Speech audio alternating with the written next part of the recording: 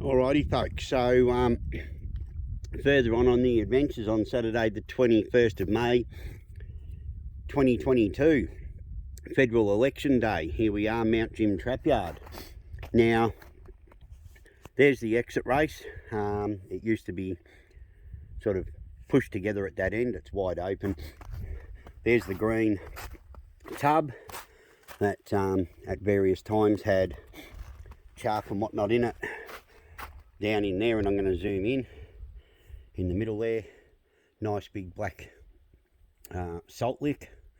Okay, now I'm going to zoom out. We're going to do a little trip around the trap site because you know, parks are saying that they're not trapping anymore up here. Apparently the yards were tampered with. Now I can tell you the tripwire is not intact. You can see bits of it hanging off over there. They've made no attempt, okay, and I'm going to reiterate this point. They were probably actively working this trap for a period of 3 weeks, right? It wouldn't have been a hell of a lot more than that. So, you know, if it was tampered with and things like the salt lick was removed and the calf chub and that were tipped upside down, they pretty much only came back in once and put a salt block in the middle, reset the green tub, and then effectively gave up. So they're saying now that they're going to shooting, and they're going to shooting because the trap was constantly being damaged. Now, what I'm dragging out here is part of the tripwire. It's tied off there. This is the other end of it that would have gone through those little insulators and across to the other side to release the gate. So they made no attempt to replace the tripwire. We'll come down here, the gate's still chained shut. So, you know, it was never actually set to trap horses.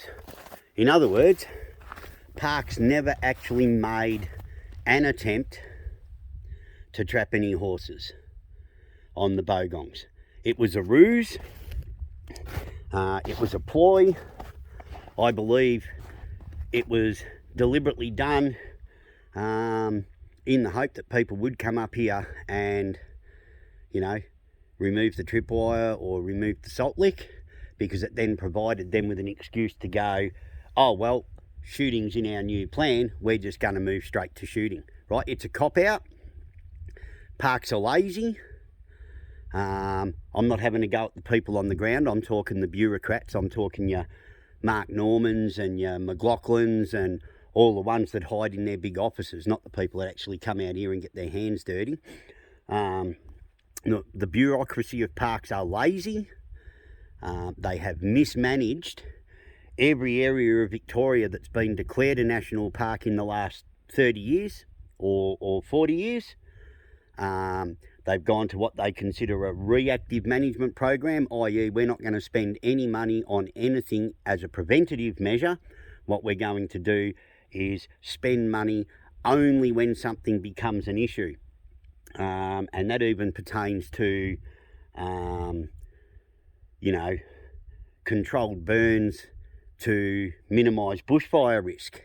There's a lot of areas where I live whereby landholders adjoining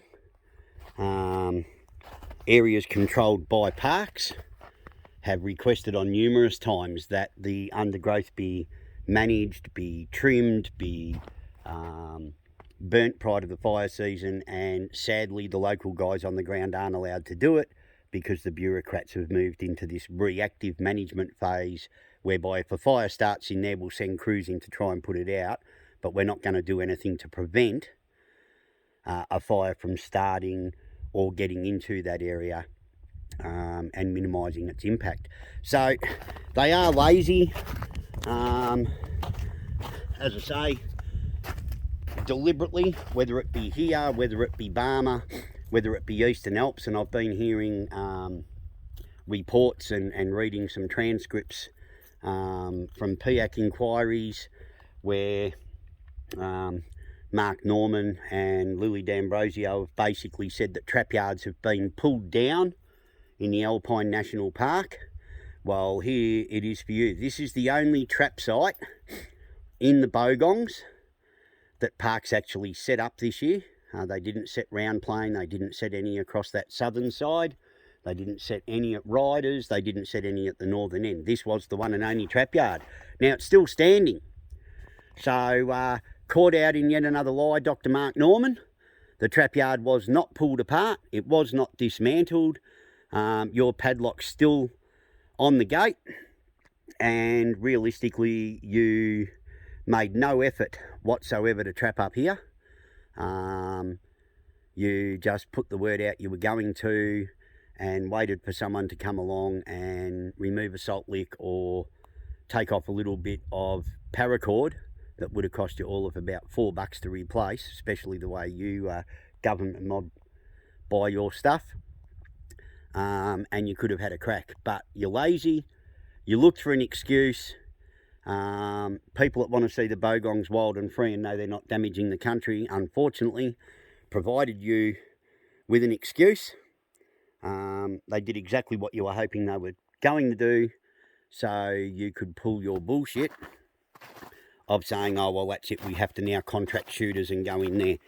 There's 2.5 more years to run on this management plan. You know, it hasn't even had 9 months to take effect, and you're already trying to pull out the guns. Well, I'm telling you, put your bloody guns away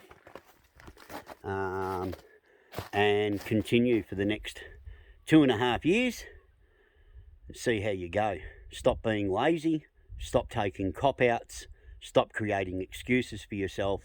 Do the bloody job that my taxes and a lot of other people's taxes pay you to do, because there's a vast difference between the word management and control of wild horses and your approach of eradication.